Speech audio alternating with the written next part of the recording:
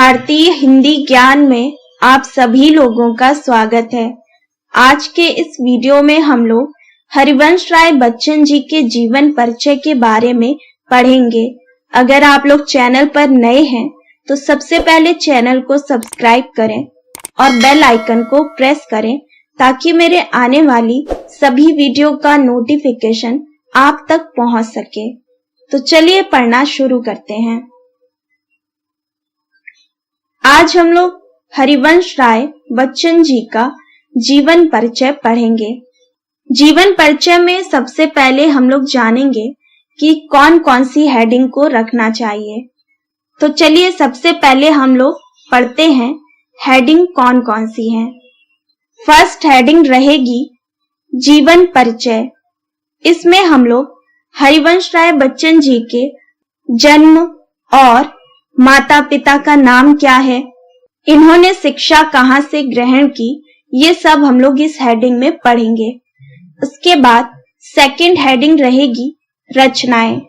हरिवंश राय बच्चन जी ने जो रचनाएं लिखी हैं उसके बारे में हम लोग इस हेडिंग में पढ़ेंगे।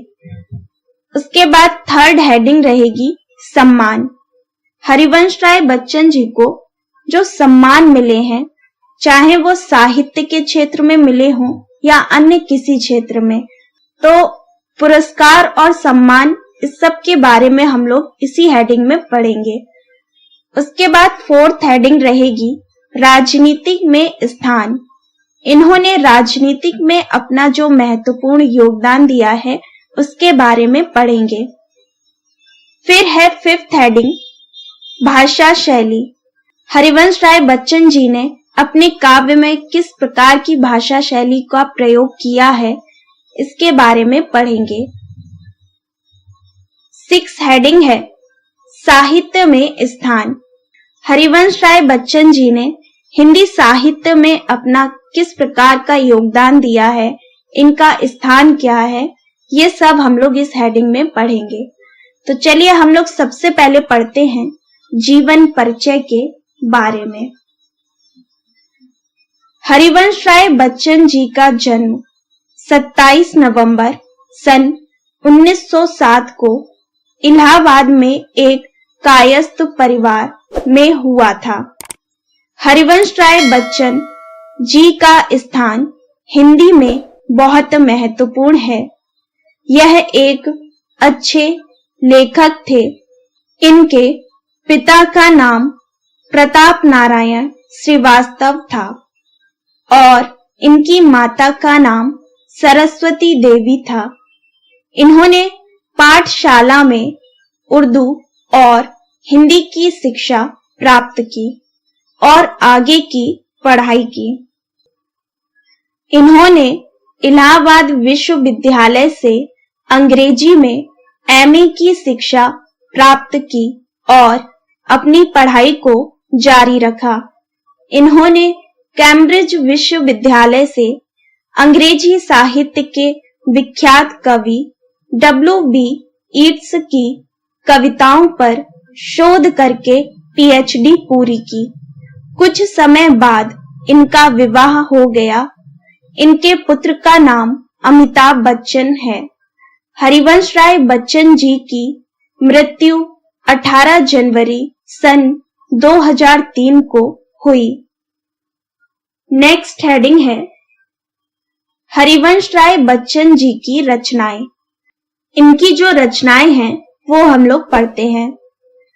मधुशाला, मधुबाला, मधु कलश, बसेरे से दूर, त्रिभंगिमा,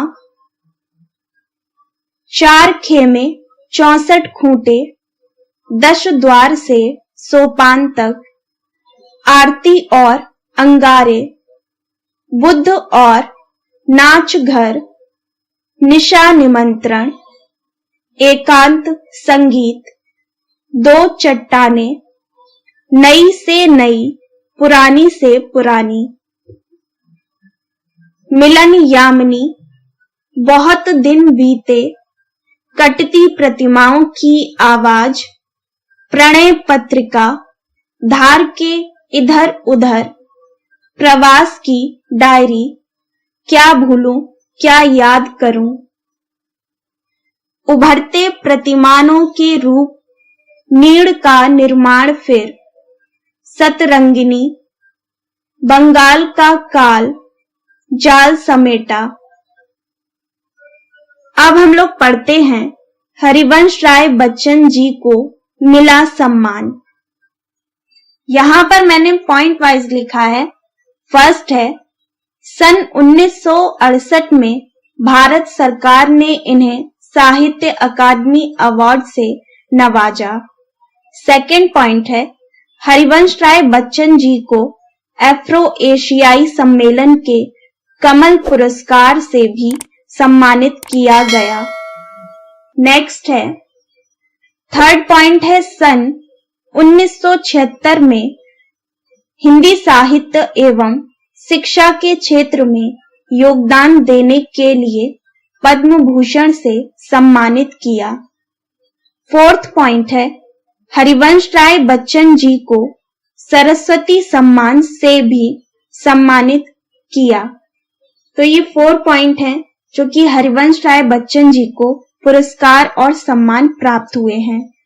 अब हम लोग नेक्स्ट हेडिंग पढ़ते हैं,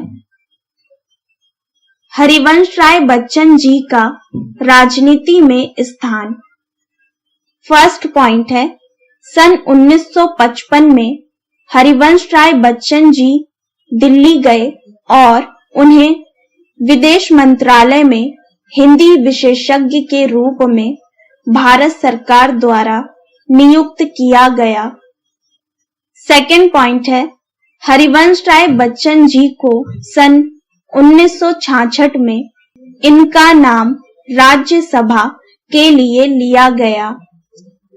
नेक्स्ट हेडिंग है, हरिवंश राय बच्चन जी की भाषा शैली।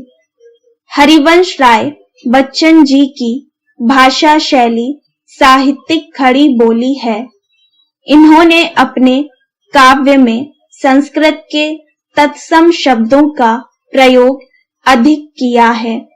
इसी के साथ ही इन्होंने अपने काव्य में उर्दू, फारसी, अंग्रेजी शब्दों का प्रयोग भी किया है। इन्होंने अपने काव्य में अलंकारों का सुंदर प्रयोग किया है। नेक्स्ट हेडिंग है, साहित्य में स्थान। हरिवंश राय जी का साहित्य में क्या स्थान है? हरिवंश राय बच्चन जी एक श्रेष्ठ साहित्यकार थे। बच्चन जी छायावाद युग के कवि माने जाते हैं। छायावाद युग में बहुत से कवि हैं, लेकिन हरिवंश राय बच्चन जी का स्थान हिंदी साहित्य में बहुत महत्वपूर्ण है।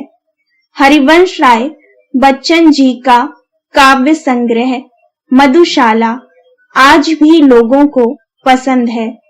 इन्होंने उच्च शिक्षा को प्राप्त किया और हिंदी में भी अपना महत्वपूर्ण योगदान दिया। इनकी आत्मकथा का नाम क्या भूलूं क्या याद करूं है। इसी के साथ ही इन्होंने एक डायरी भी लिखी है, इसका नाम है प्रवास की डायरी। तो ये हम लोगों ने पढ़ लिया है कि हरिवंश राय बच्चन जी का साहित्य में क्या स्थान है। अगर आप लोग किसी एग्जाम की तैयारी कर रहे हैं और उसमें हरिवंश राय बच्चन जी के जीवन परिचय के बारे में पूछा जाता है, तो आप इस जीवन परिचय को लिख सकते हैं।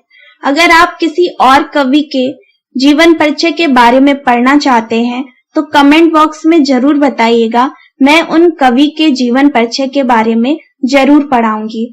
अगर आप लोगों को ये वीडियो अच्छा लगा हो तो इस वीडियो को लाइक जरूर करिएगा और अपने सभी दोस्तों के साथ शेयर करिएगा। अगर आप चैनल पर नए हैं तो सबसे पहले चैनल को सब्सक्राइब करें और बेल आइकन को प्रेस करें ताकि मेरे आने वाली सभी वीडियो का नोटिफिकेशन आप तक पहुंच सके। तो मिलते हैं नेक्स्ट वीडियो में, तब तक पढ़ते रहिए।